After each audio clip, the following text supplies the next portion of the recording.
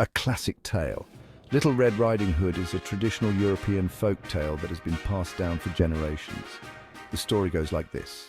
Once upon a time, there was a little girl named Little Red Riding Hood who lived in a small village at the edge of a forest. She was known for wearing a bright red cloak, which was her favorite garment. One day, Little Red Riding Hood's mother asked her to take a basket of freshly baked cookies to her sick grandmother, who lived on the other side of the forest.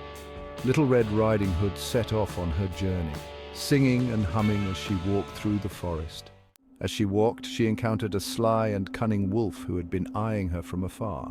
The wolf asked Little Red Riding Hood where she was going, and she told him she was on her way to visit her grandmother.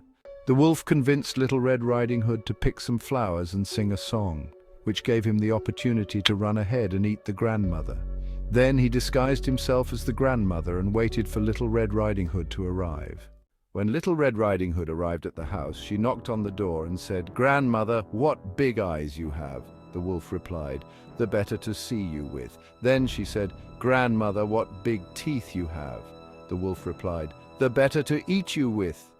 Just as the wolf was about to pounce on Little Red Riding Hood, a brave woodsman appeared out of nowhere and saved the day by cutting open the wolf's stomach with his axe.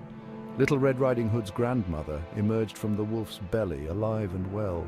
The wolf ran away with his tail between his legs. From that day on, Little Red Riding Hood was more cautious when walking through the forest alone, and she always made sure to carry a basket of fresh cookies with her. This story has been retold and adapted in many different ways over the years, but the core message remains the same. Be careful when encountering strangers, especially in unfamiliar places.